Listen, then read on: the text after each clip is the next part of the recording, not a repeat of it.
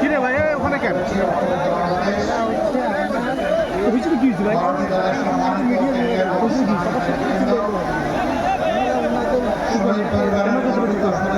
ভাই ভাই একটু যোদ্ধাবৃন্দ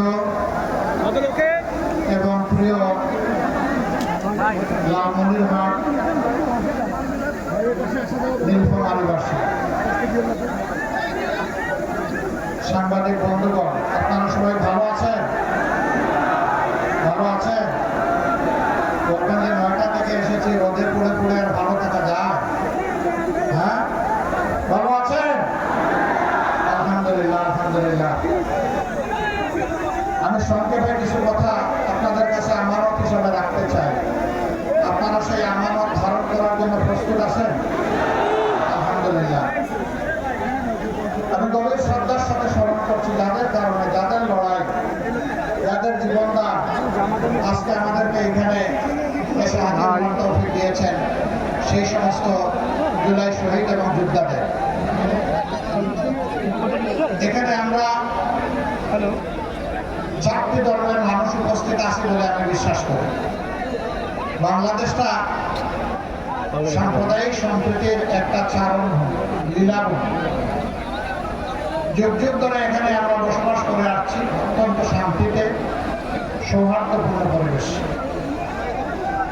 কিন্তু একদল মতলব হাসিল করার জন্য মাঝে মধ্যে কিছু দুষ্টামি, এদের প্রতি আমাদের একদম স্পষ্ট বার্তা, এই বাংলাদেশকে আগামীতে আর আমরা বিভক্ত করতে দিব না ইনশাআল্লাহ।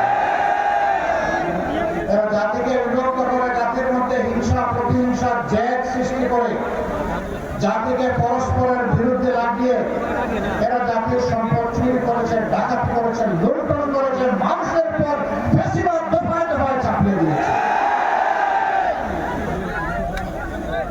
এই মতলববাজ রাজনীতি এখন কবর রচনার সুযোগ এসেছে। 12 তারিখে এই নির্বাচন কোন সাধারণ নির্বাচন না। স্বাধীনতার পর থেকে 54টি বছর যারা জাতির সাথে দুর্বলতা করেছে, বিশ্বাসঘাতকতা করেছে, বেইমানি করেছে, এদেরকে লাল কার্ড দেখানোর নির্বাচন। এই নির্বাচনে এদেরকে বলতে হবে না, দিছে না, অনেক হয়েছে, এখন রাজনীতির ময়দান থেকে সরে যাও। রাজনীতির নাম ব্যবসা নয়, রাজনীতির নাম চাঁদাবাজি নয়, রাজনীতির নাম দুর্নীতি নয়, রাজনীতির নাম মামলাবাজি নয়, রাজনীতির নাম মানুষকে কষ্ট দেওয়া নয়, রাজনীতির নাম আমার মায়ের গায়ে হাত দেওয়া নয়।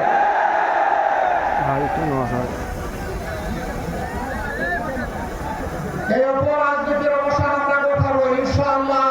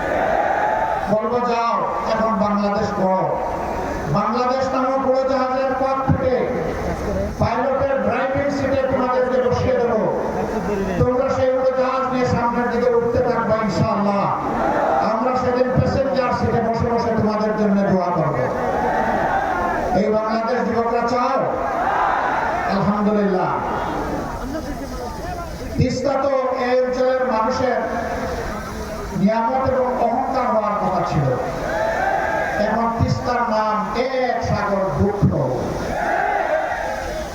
আমরা কথা দিচ্ছি এই তিস্তাকে ইনশাআল্লাহ বিইজনিল্লাহ আমরা তিস্তাকে জীবন দিব ইনশাআল্লাহ। ওই তিস্তার পঙ্খালা মরুভূমি থাকবে না। এটি এই তিস্তা হবে উত্তরবঙ্গের অর্থনীতির কেন্দ্রবিন্দু ইনশাআল্লাহ। এখান থেকে হাইড্রো পাওয়ার হবে, এখানকার পানি সারা উত্তরবঙ্গকে ইনশাআল্লাহ উর্বর করে তুলবে। আর নদীরঙ্গনের কবলে পড়ে বছরের পর বছর হাজার হাজার পরিবারকে নিঃস্ব হতে হবে।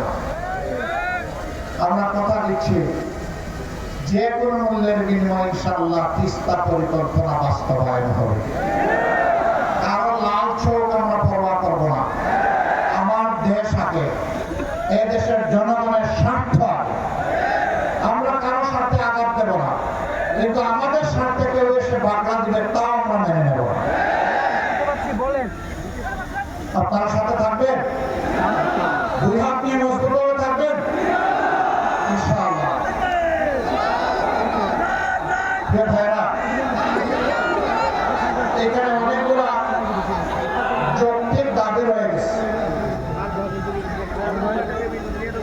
বুড়িমারি স্থলবন্দর আধুনিক আয়, এটা আধুনিক হলে তো বাংলাদেশই লাভবান। এরপরে আছে বুড়িমারি থেকে লালমনিরহাট হয়ে রংপুর পর্যন্ত 4 লেনের রাস্তা। আমি এই রাস্তা দিয়ে ঘোরাফেরা করেছি। মাঝে মাঝে মনে হয় যে রাস্তা নাকি সাগর, এইরকম ঢেউ খেলতে থাকে। অসুস্থ রোগীর এখানেই যান কবজ হয়ে যায়। কেন? উত্তরবঙ্গকে কারো স্বপ্নায়ের সন্তান যে তাকে উপেক্ষা, অবহেলা, অবজ্ঞা করতে হবে? আমরা কথা দিচ্ছি এই বঞ্চিত এলাকা থেকে ইনশাআল্লাহ বাংলাদেশের উন্নয়নের বিসমিল্লাহ হবে ইনশাআল্লাহ। যুগ যুগ ধরে এই এলাকার মানুষকে বঞ্চিত রাখা হয়েছে, আর তাদের অনুভূতিকে সস্তা পুঁজি করে ক্ষমতার মস্তকে পালা বদল করে অনেকে গিয়েছেন। জনগণের দিকে তাকানোর সময় 5 বছরে একবার হয়, আর বাকি সময় জনগণকে তারা চিনেন না। আমরা সেই বসন্তের কুকিল না। আমরা বিপদেও আছি, আমরা সুখের সময় আছি। আমরা বিপদের সময় দেশ ছেড়ে চলে যাই না। আমরা মাটি কামড়ে পড়ে থাকি, মাটি কামড়ে পড়ে থাকবো ইনশাআল্লাহ। আমরা এই দেশবাসীর বুকেই আশ্রয় চাই, বিছানা চাই। উন্নত কোনো দৃশ্য আমাদের প্রয়োজন না। বাংলাদেশে আল্লাহ দান করেছেন, এটি আমাদের জন্য যথেষ্ট। এখান থেকে চলে যায় কেন? যায় নিজেদেরকে নিজেরা ফেসিবাদের যন্ত্রণা যাতে দূর করতে না হয়।